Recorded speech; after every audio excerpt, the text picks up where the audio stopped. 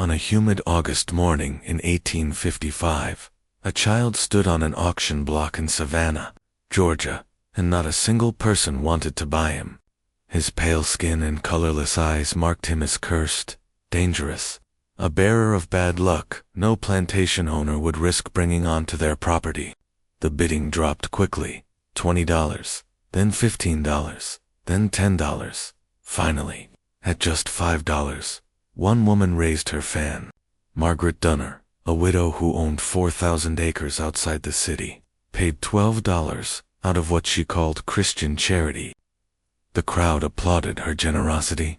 What they did not know was that Margaret had been searching for a child exactly like this one for 3 years.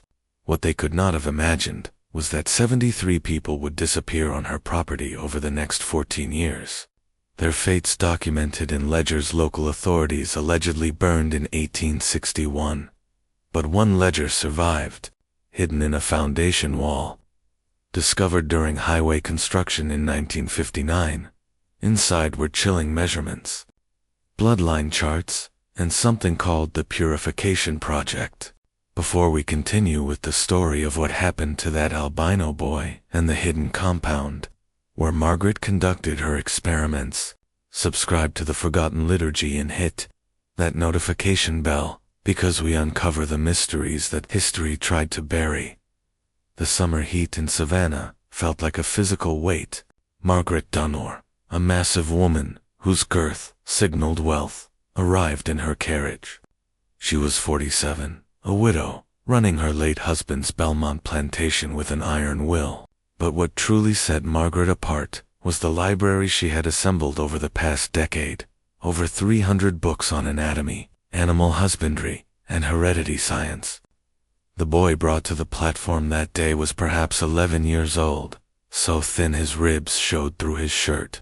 It was his coloring skin, translucent in the sunlight, hair white blonde, and eyes with a pinkish-gray quality that made the crowd fall silent.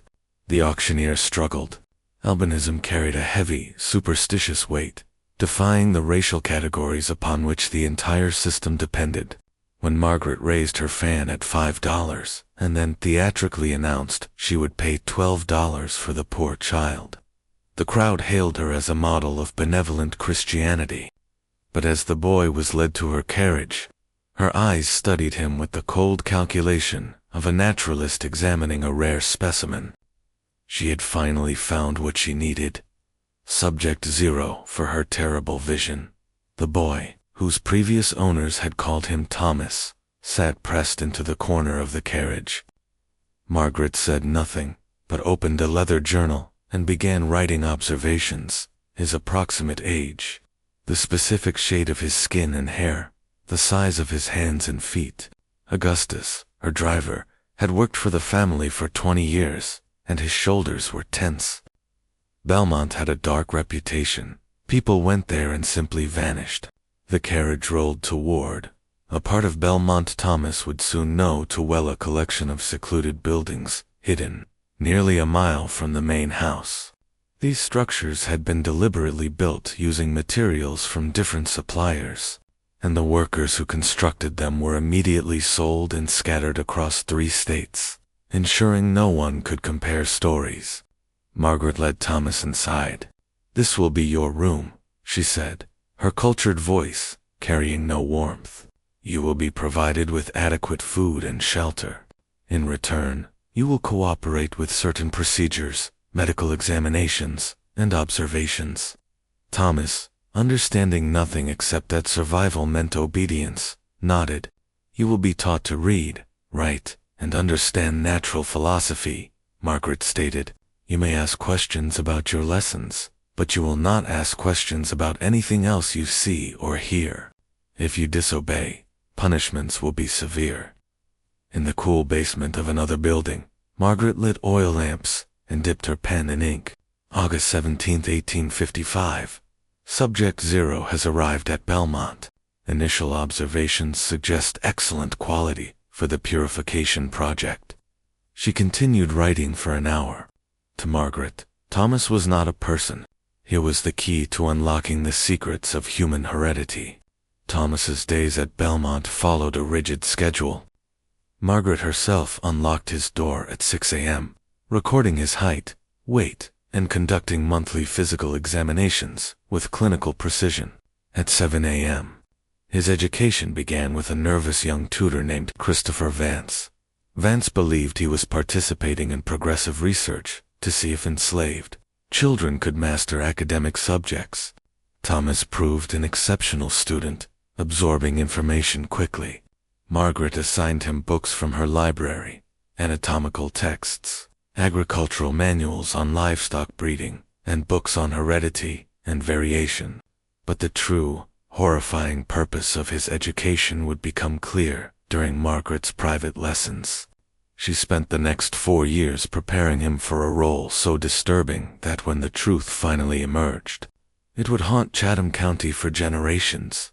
She would sit across from Thomas in the compound schoolroom, anatomy charts hanging between them, and calmly explain her theories. Margaret began with selective horse breeding, showing him how desirable traits could be concentrated through careful selection. Her tone never changed as she transitioned to human heredity, detailing her belief that intelligence and beauty were inherited and could be improved through calculated pairings.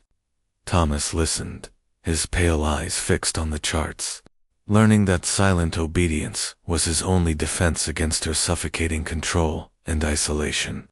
He was allowed contact with no one except Margaret, the nervous tutor Vance, and occasionally Augustus, the driver.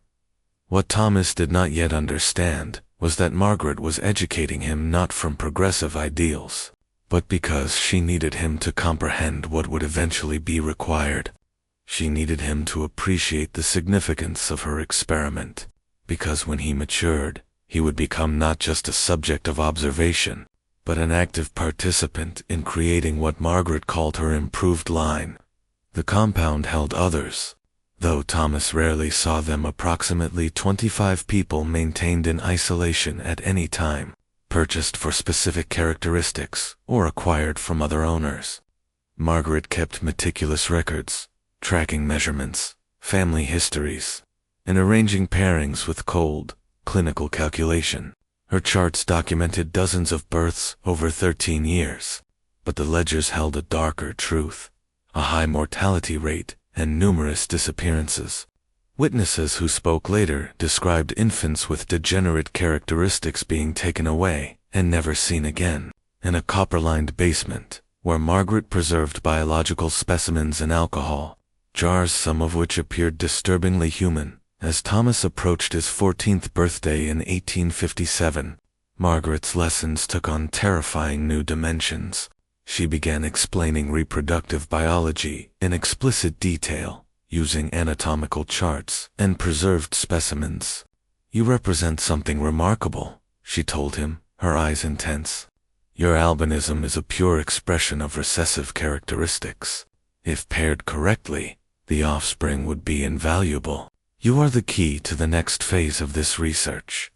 Thomas was intelligent enough to understand what she suggested, and the knowledge filled him with profound dread. He was completely trapped in 1857 Georgia, owned absolutely by a woman who saw him as livestock. But during his recovery from pneumonia in spring 1858, a vital crack appeared in his isolation. Augustus, the driver, began speaking to him during supply deliveries. "You know she won't stop," Augustus whispered one afternoon. "Whatever she's planning, she won't stop. But you're smarter than most. You've been learning from her books. Maybe you can figure something she can't." The words were a lifeline.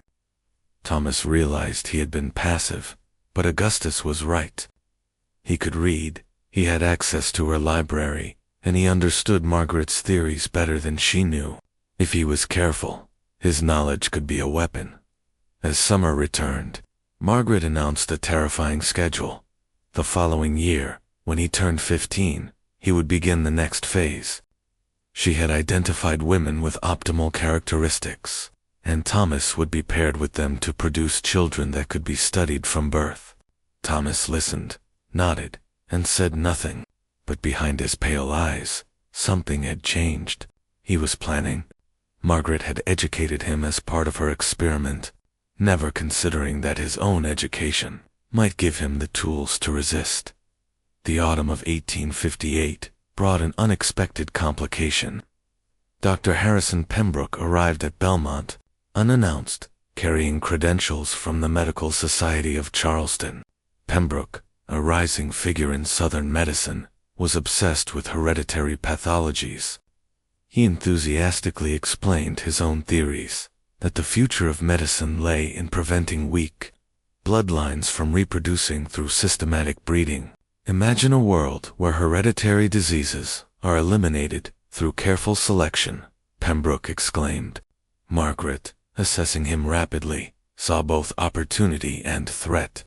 His expertise could advance her research, but he might also be morally horrified by the practical application of her theories. After a long pause, Margaret made her decision. Very well, Doctor. I will show you my facility, but I must insist on complete discretion. The public lacks the education to understand its importance. Pembroke agreed solemnly. The following morning, Margaret began walking him through the pine forest, detailing 13 years of controlled breeding and meticulous documentation, a truth she had never before shared with another living soul. Upon reaching the compound, Margaret first showed Dr. Pembroke the record shelf after shelf of journals, charts, and diagrams spanning over a decade.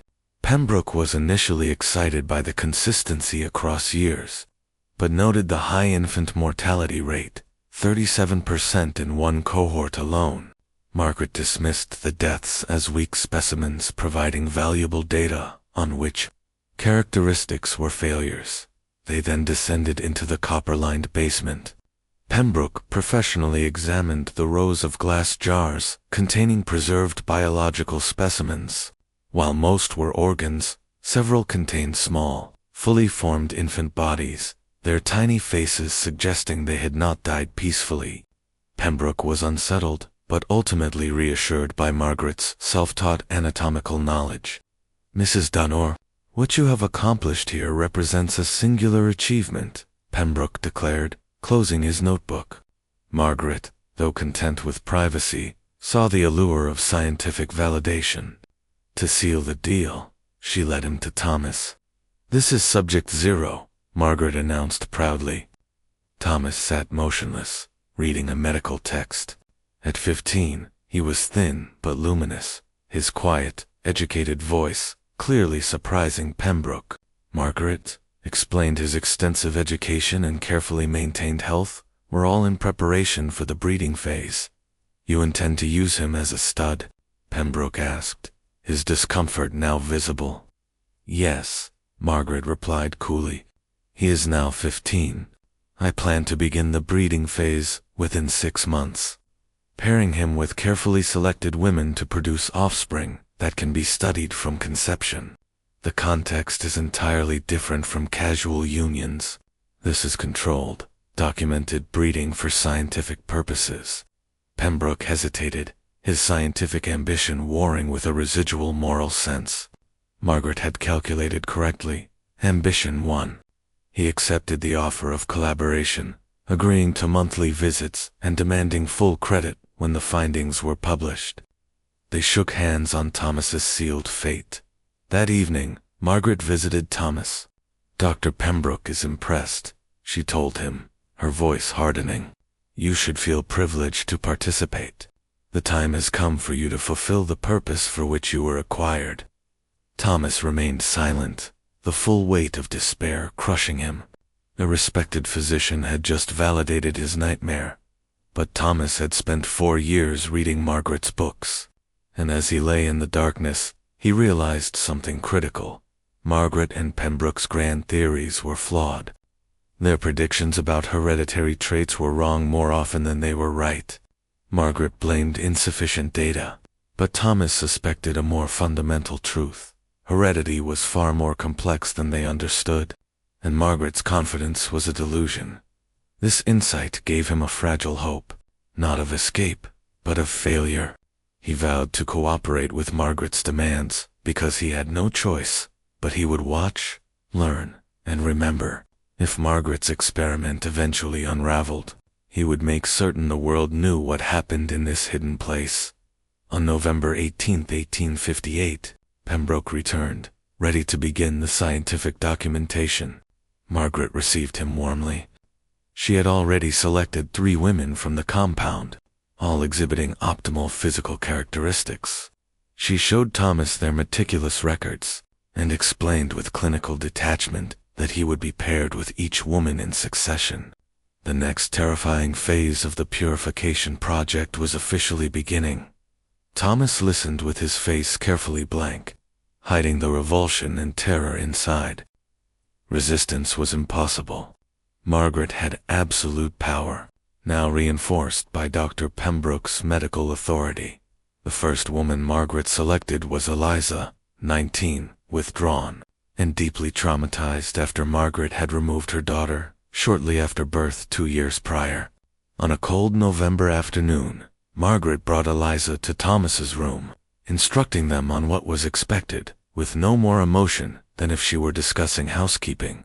She left them alone, locking the door. In the small room, 2 terrified young people stood, stripped of all agency. "I've seen you from the window sometimes," Eliza finally said. "The white boy she keeps locked up. My baby was a girl. Mrs. Dunore took her away. I heard her crying for days after." Thomas could only say, "I'm sorry." Eliza replied with chilling resignation, "You and me, we got no choices here. She'll own us. We do what she say, and maybe we survive." What followed in that locked room will not be described, but the degradation changed them in ways that would haunt them forever. Pembroke, waiting outside, entered with his instruments, conducting an invasive and humiliating examination of Eliza, documenting everything as if she were not present. He then did the same to Thomas, recording observations about his physical and emotional responses. The process was repeated with the second woman, Sarah, who fought back with defiance. "You can beat me, sell me, kill me," Sarah stated, "but I ain't doing this." Margaret sentenced her to 6 days of near starvation in an isolation room. On the 6th day, Margaret brought the exhausted, defeated Eliza to the room.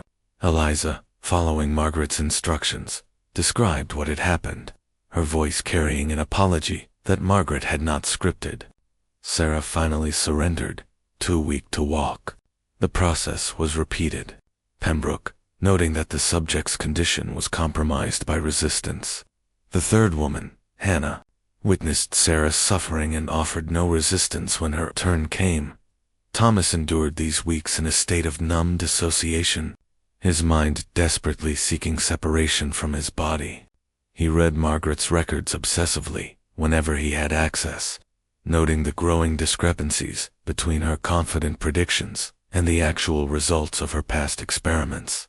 Margaret, meanwhile, was triumphant, having successfully initiated the breeding phase. But nature had its own plans. Of the 3 women, only Eliza conceived. Margaret attributed Sarah and Hannah's failures to constitutional weakness. Refusing to acknowledge the profound trauma she had inflicted, Eliza's pregnancy was monitored with obsessive attention, weekly examinations, and constant debate between Margaret and Pembroke about the child's likely characteristics. The birth happened on May 17, 1859. After 18 hours of labor, Margaret and Pembroke treated Eliza's suffering as an inconvenient but necessary aspect of data collection. When the baby finally emerged, a girl, Margaret's first action was to examine the infant under bright lamplight. The baby was not albino. Her skin was light brown, her eyes dark. Margaret's initial reaction was visible disappointment. Pembroke quickly offered the scientific explanation. Recessive trait. Requires both parents to carry the characteristic. Margaret's mind immediately leaped to the next step. Subject 0 will need to be paired with his own female offspring, she stated, her voice chillingly devoid of humanity. Once she reaches approximately 15 years of age, she will be bred back to Subject 0. Eliza, exhausted and in pain, overheard this conversation. The implications were clear enough. Her newborn daughter, Generation 1, Female 1, was now simply the next phase of the nightmare. Thomas watched Eliza's face, seeing the despair. But the chilling plan confirmed what he had suspected. Margaret's experiment was a delusion. And he knew, now, more than ever, that his struggle was not just for his own survival, but for the life of the child, whose fate was now inextricably linked to his own. Eliza's realization that Margaret intended to use her daughter, Generation 1, Female 1, in the same nightmare produced a sound that was not quite a scream, but a primal sound of absolute despair that haunted Thomas from his locked room. Margaret allowed Eliza to nurse the baby for 1 week. Then, on May 24, 1859, the infant was removed and taken to a separate room with a wet nurse. Eliza was returned to the general population, her arms empty, her body recovering, her milk drying painfully. What no one knew was that Eliza had made a decision born from a love so fierce it manifested as terrible action. On the 6th night, in the complete darkness of the wet nurse's room, Eliza ensured her daughter would never be used in Margaret Dunore's experiment. The wet nurse found both of them the next morning. Eliza's arms were wrapped around the tiny body that had ceased breathing sometime in the night. Margaret simply noted in her records, Generation 1 Female 1 expired due to unknown cause. Subject Eliza subsequently disposed of as unreliable for further breeding protocols.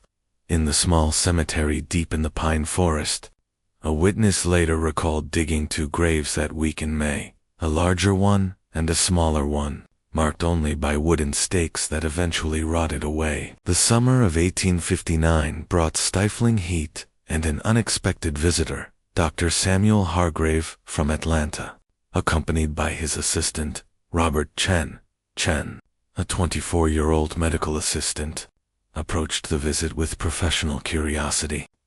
What he found instead was visceral horror.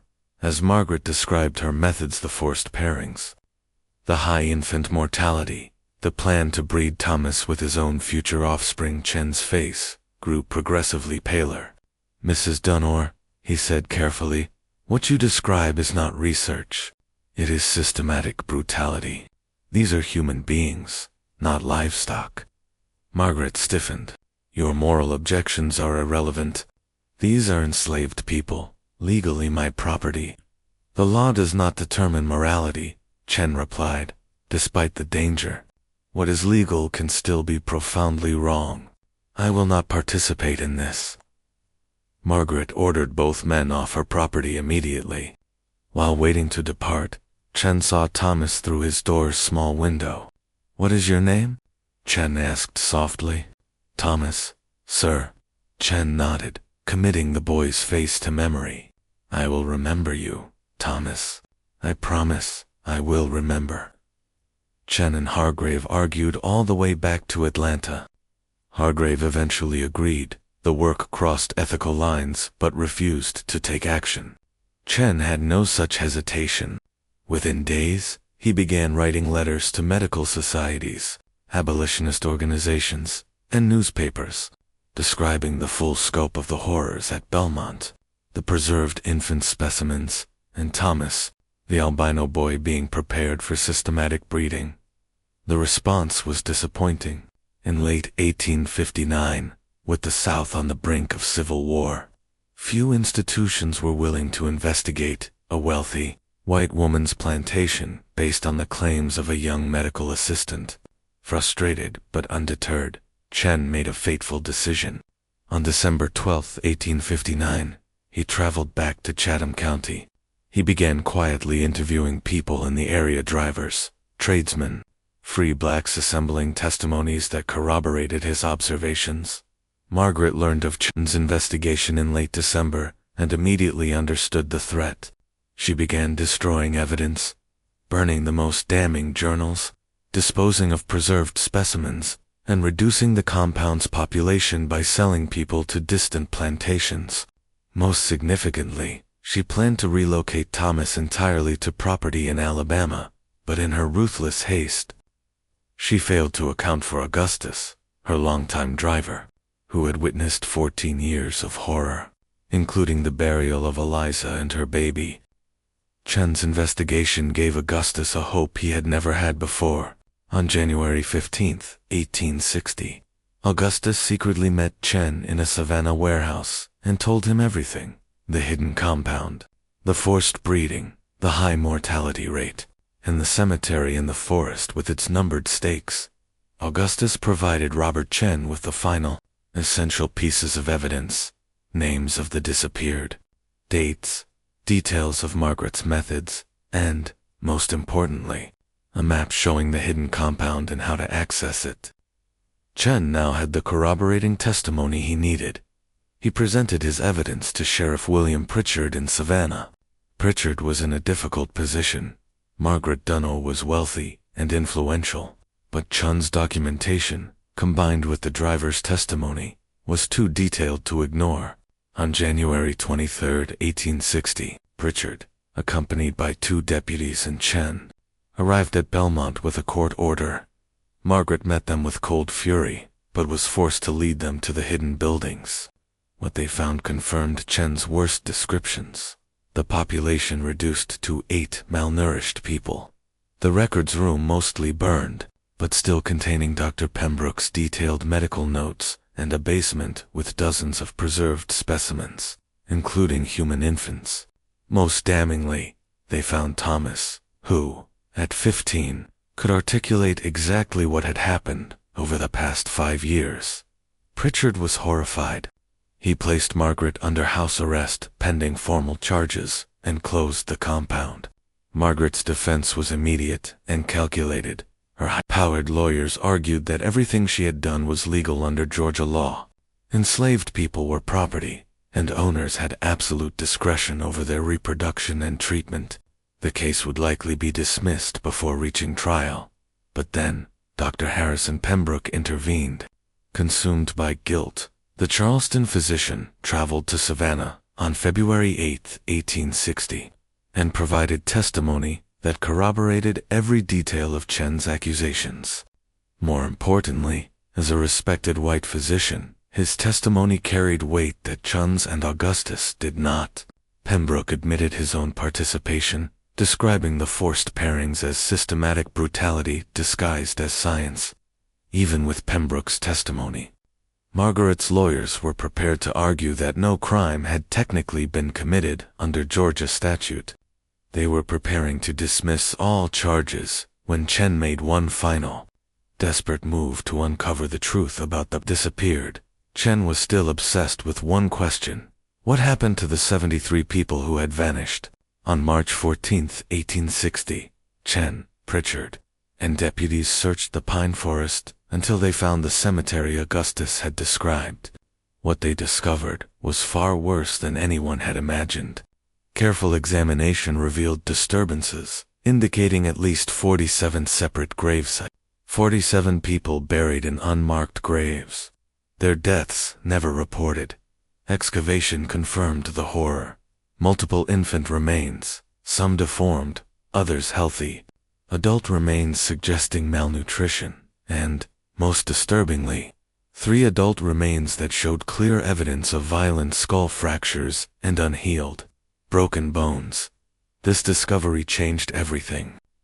Margaret could argue that breeding was legal, but murder was murder, regardless of the victim's legal status. When confronted, Margaret maintained ignorance, claiming any violence was the unauthorized work of overseers. Her lawyers still insisted that without proof, she personally committed or ordered the killings. Murder charges could not be sustained, but Margaret had forgotten one person, Hannah, the third woman forced to pair with Thomas, who had survived through absolute submission. On March 22, 1860, Hannah came forward, despite having no legal standing in a Georgia court. The judge allowed her testimony due to the unusual circumstances and compelling physical evidence. Hannah described witnessing Margaret personally administering poison to a deformed infant. She described Margaret striking a woman who refused breeding so severely the woman never regained consciousness, and Margaret ordering an overseer to dispose of a sick man who was no longer useful. Hannah provided specific details that, corroborated the gravesites and remaining records. Margaret's lawyers viciously attacked Hannah's credibility, but the legal battle dragged through the spring of 1860, and then, on April 12, 1861, Confederate forces fired on Fort Sumter. The Civil War had begun. Within weeks, all attention in Georgia shifted to the war effort. Margaret's case, which was slowly grinding through the legal system, was indefinitely postponed. The sheriff and the judge left for military service. Margaret Dunore was never tried. The legal system that enabled her horrors ultimately protected her by collapsing under the weight of the war. She would live out the remainder of her life on her diminished property, her crimes never officially punished. Robert Chen immediately took Thomas north. In the chaos of the war, the boy simply vanished from the court's jurisdiction. Chen, who later became a respected physician in Philadelphia, dedicated the rest of his life to fighting for human rights, never forgetting the promise he made to the boy in the dark compound. Thomas found freedom and anonymity, his unique appearance ensuring he never forgot the 5 years of terror, but also providing him with a kind of invisibility in the new landscape of the North. The Belmont Plantation was eventually seized by Union forces. Margaret died in 1868, still claiming her innocence and her work's scientific value. The one surviving ledger, detailing the Purification project, was eventually found during highway construction in 1959, giving us this terrifying, suppressed history, the story of the albino boy, Thomas, and the horrors of Margaret Dunore's hidden compound is a chilling reminder of how the law can be twisted to protect unimaginable cruelty, and how some stories of American darkness only surface decades after the fact. The evidence was overwhelming. Yet Margaret Dunore was never brought to justice. Do you think the Civil War's intervention was a failure of the legal system, or an inevitable outcome of a system built on injustice? Let us know your thoughts in the comments below. If this story exposed a historical horror you've never heard before, hit the like button and subscribe to the Forgotten Liturgy for more true, unsettling stories history tried to bury.